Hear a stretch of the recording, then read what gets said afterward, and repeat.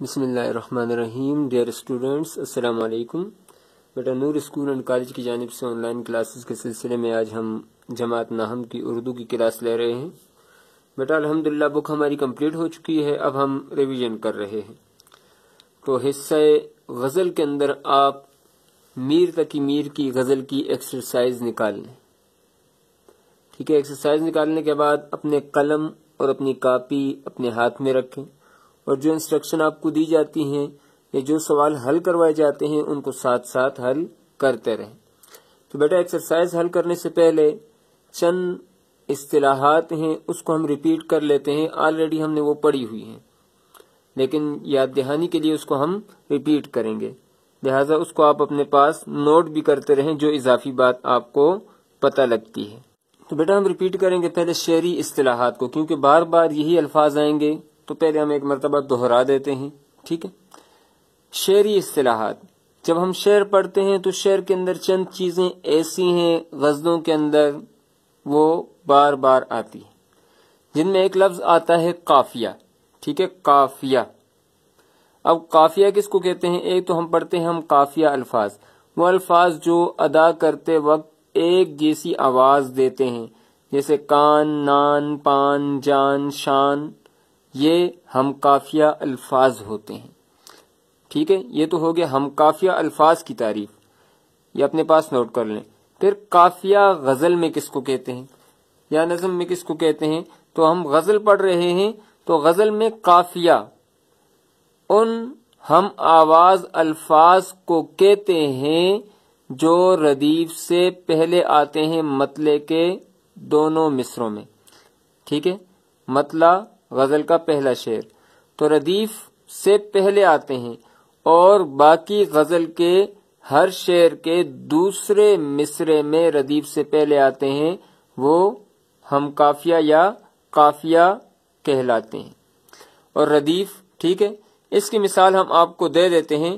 جیسے ہم نے غزل جو پڑھی ہے، اشک آنکھوں میں کب نہیں آتا، لہو آتا ہے جب نہیں آتا. اب یہ دونوں آپ دیکھ لیں کہ دونوں مصرے آپ کے سامنے ہیں. ٹھیک ہے، اشک آنکھوں میں کب نہیں آتا، لہو آتا ہے جب نہیں آتا. اب یہ نہیں آتا نہیں آتا ردیف ہیں تو کب اور جب جو ہیں یہ کیا ہے جی؟ قافیہ ہے. اس مطلع میں قافیہ کیا ہے؟ کب اور جب ہے. پھر اس کے بعد آ جاتے ہیں ردیف.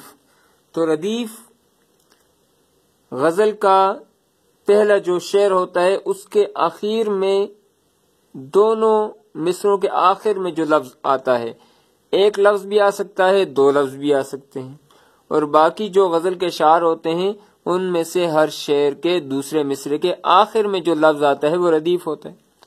اس کی مثال بھی یہی ہے، جیسے ہم نے ابھی ایک شعر پڑھا کہ اشک آنکھوں میں کب نہیں آتا، لہو آتا ہے جب نہیں آتا.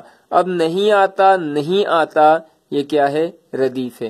اب یہ ہر شعر کے دوسرے مصرے میں ہوگا. اب پہلے مصرے میں نہیں ہے اور دوسرے مصرے میں آتا ہے. ٹھیک ہے جی، جب وہ آتا ہے تب نہیں آتا، سو مدت سے اب نہیں آتا، گر یہ کچھ بے سبب نہیں آتا، بات کا کس کو ڈب نہیں آتا. تو یہ ردیف ہے. پھر اس کے بعد مطلع. مطلع غزل کے پہلے شعر کو کہتے ہیں. مطلع کے معنی طلوع ہونے کے لغوی معنی یہی ہم نے کہے تھے، آپ کے پاس لکھا ہوا ہے بیٹا، اس کو دوبارہ نکال کے دیکھ لیں. تو یہ طلوع ہونے کے آتے ہیں مطلع کے لغوی معنی. اور اس کی تعریف یہ ہے کہ غزل کے پہلے شعر کو مطلع کہتے ہیں. پہلے شعر کو کیا کہتے ہیں؟ مطلع کہتے ہیں. اور اس کی شرط یہ ہے کہ اس کے دونوں مصرے ہم قافیہ اور ہم ردیف ہوتے ہیں. ان میں قافیہ بھی ہوتا ہے جو ردیف سے پہلے ہوتا ہے اور اس میں ردیف بھی ہوتا ہے جو آخر میں دونوں مصروں کے آخر میں ایک جیسا لفظ آتا ہے. غزل کے پہلے شعر کو کہتے ہیں. پھر آ جاتے ہیں مقطع. مقطع غزل کے آخری شعر کو کہتے ہیں اور اس میں یہ شرط ہے کہ اس میں شاعر اپنا تخلص استعمال کرتا ہے جو اپنا قلمی نام ہوتا ہے. جیسے اسد اللہ صاحب غالب استعمال کر لیتے ہیں، الطاف حسین صاحب حالی استعمال کرتے ہیں، جمیل الدین صاحب عالی استعمال کرتے ہیں. ٹھیک ہے، اس طریقے سے باقی شعراء کا بھی اپنا اپنا تخلص ہوتا ہے. تو مقطع غزل کا آخری شعر ہوتا ہے. پھر اس کے بعد تخلص بھی استعمال کرتے ہیں شعراء.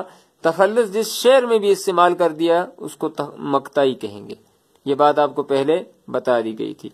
अब साबिका और लाहिका, ये दोनों चीजें आपने पढ़ी हुई हैं और बार बार इसको आप रिपीट करते रहते हैं कि साबिका किसको कहते हैं और लाहिका किसको कहते हैं। तो भाई साबिका किसको कहते हैं कि जब किसी लफ्ज के शुरू में कोई अलामत लगाकर उससे एक नया लफ्ज बना लिया जाए तो उस अलामत को साबिका कहते हैं। जब किसी लफ्ज के शुरू में कोई अलामत लगा दी जाए और वो लफ्ज एक नया लफ्ज बन जाए तो इसको क्या कहते हैं जी, साबिका कहते हैं। मसलन अन लिख लिया, ये एक अलग अलामत है। अब इसके आगे जब पढ़ लिखेंगे तो ये अनपढ़ बन जाएगा, तो पढ़ के साथ जब अन लगा दिया तो ये अन साबिका है। इसी तरीके से बे लिखा हुआ है, ठीक है, आगे आपने बेवकूफ लगा दिया। इसी तरीके से बाकी जो अल्फाज हैं वो साबिके की आपको मिसालें बन सकती हैं। बे से बेबस भी हो सकता है, बेबाक भी हो सकता है, ठीक है, बाकी भी हो सकती हैं। ना से नालायक भी हो सकता है, नाशाइस्ता भी हो सकता है, इस तरीके से बाकी भी हो सकते हैं। और लाहिका, साबिका वो होता है जो शुरू में अलामत लगाई जाए, लाहिका वो होता है जो बाद में अलामत लगा दी जाए, उसे क्या कहते हैं जी, लाहिका कहा जाता है। जैसे आरा आखिर में लगा हुआ है, जहां आरा आपने लिख लिया, महफिल आरा, हुस्न आरा, या इस तरीके से बहुत सारे अल्फाज हैं। चीन एंड में लगा दिया, नुक्ता ची कर दिया, गुल ची कर लिया, एब ची कर लिया, या इस तरीके से पसंद लिख दिया आखिर में, उसके शुरू में खुद पसंद, हक पसंद, तरक्की पसंद, कदामत पसंद, ये सारे आपने लगा लिए तो ये क्या हो जाते हैं, लाहिके हो जाते हैं। अब अगर एक्सरसाइज में आता है कि 3 लाहिके, 4 लाहिके, 5 साबिके लिखें, तो अब आपको पता चल गया शुरू में अलामत लगे तो वो साबिका है, आखिर में अलामत लगे तो लाहिका है। तो अब आ जाते हैं बेटा हम अपनी एक्सरसाइज की तरफ। तो अब बेटा एक्सरसाइज हमारे लिए समझनी आसान हो गई। पहला सवाल है, गजल नंबर 1 का मतला लिखें। मतला आपको बता दिया, पहला शेर है तो आपने पहली गजल पढ़ी है, अश्क आंखों में कब नहीं आता, लहू आता है जब नहीं आता, तो इसका जवाब ये है। फिर उसके बाद दूसरा सवाल ये है कि गजल नंबर 2 का मक्ता लिखें। तो आखिरी शेर गजल नंबर 2 का आपने लिख लेना है। पिछले सफे पे आप देखेंगे तो गजल नंबर 2 का मक्ता, ठीक है, वो आपके सामने आ जाएगा। लिखा है, कहें क्या जो पूछे कोई हमसे मीर, जहां में तुम आए थे क्या कर चले। ये सामने भी आपके लिखा हुआ है, कहें क्या जो पूछे कोई हमसे मीर, जहां में तुम आए थे क्या कर चले। ये आपका मक्ता है दूसरी गजल का। फिर उसके बाद आपका तीसरा सवाल ये है, ठीक है, गजल नंबर 1 के काफिये लिखें। तो काफिये की तारीफ अभी हमने पढ़ी है, ठीक है जी, जो रदीफ से पहले हम आवाज अल्फाज आते हैं वो काफिये कहलाते हैं। तो गजल नंबर 1 के काफिये हैं गब, कब, जब, तब, अब, सब, ढब या लब, अदब, ये सारे के सारे गजल नंबर 1 के काफी हैं। गजल नंबर 2 की रदीफ लिखें। गजल नंबर 2 की रदीफ है, कर चले कर चले, जहां में तुम आए थे क्या कर चले। अभी हमने मक्ता भी पढ़ लिया है। उसके बाद अगला सवाल आ जाता है, मंदरजल अल्फाज की जमा लिखें, ठीक है, जमा लिखें। तो सबब, इसकी जमा क्या आएगी, असबाब। दवा की जमा अद्वियात या अद्विया, ठीक है। अदब की जमा आदाब, आह की जमा आहें आ जाती है। फिर उसके बाद अगला सवाल यह है कि मुजक्कर को मुअन्नस और मुअन्नस को मुजक्कर में तब्दील करना है। मुजक्कर को मुअन्नस और मुअन्नस को मुजक्कर में तब्दील करना है। अब ये सवाल बिल्कुल आसान है, ठीक है बेटा।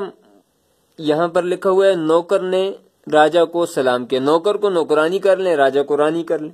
मुजक्कर को मुअन्नस में तब्दील करना है, यानी नौकरानी ने रानी को सलाम किया। माँ ने बेटी को नसीहत की, माँ की जगह बाप कर ले, बेटी की जगह बेटा कर ले। तो किसने नसीहत की जी, बाप ने बेटे को नसीहत की। फिर तीसरा आ जाता है कि माँ ने बहू से पानी मांगा। यहाँ माँ से मुराद सास है, ठीक है। तो माँ की जगह आप ससुर कर लेंगे और बहू की जगह दामाद कर लेंगे। तो ससुर ने दामाद से पानी मांगा। अगला है कि माली पौधों को पानी दे रहा है। तो माली यह मुजक्कर है तो इसकी मुअन्नस आती है मालन, ठीक है। مالن پودوں کو پانی دے رہی ہے۔ حجن نے خادمہ کو انعام دیا۔ حجن حاجی کی مؤنث ہے، ٹھیک ہے جی، تو حاجی نے خادم کو انعام دیا۔ یہ ہماری ایکسرسائز بیٹا کمپلیٹ ہو چکی ہے۔ آج ہم نے بہت قیمتی چیزیں اس کے اندر دیکھی ہیں۔ سب سے پہلے مطلع، مقطع، قافیہ، ردیف، سابقہ، لاحقہ، تخلص، یہ ساری چیزیں ہم نے ڈیٹیل میں پڑھ لی ہیں اور آج ہم نے اس کو ریوائز بھی کر لیا ہے۔ اب آپ آج کا ہوم ورک یہ ہے کہ آپ نے اس ایکسرسائز کے جتنے بھی کوسچن ہیں اس کو اپنی اسائنمنٹ کے اندر لکھ لینا ہے، اور اس طریقے سے جو آج کی ہماری غزل ہے جس کی ایکسرسائز ہے، اشک آنکھوں میں کب نہیں آتا، لہو آتا ہے جب نہیں آتا، تو یہ پوری غزل آپ نے 5 اسٹیپس کے ساتھ تلفظ کی ادائیگی نمبر 1، نمبر 2 الفاظ معنی، نمبر 3 ٹھیک ہے، اس کے بعد کیا ہے جی فنی محاسن، نمبر 4 تشریح، نمبر 5 حوالے کا شعر۔ یہ 5 اسٹیپس آپ نے یاد کر لینے ہیں، اور جب آپ کلاس کے اندر آئیں گے تو آپ کا اس غزل کا ٹیسٹ بھی ہوگا اور ود ان ٹائم آپ نے ہوم ورک بھی لا کر جمع کروا دینا ہے۔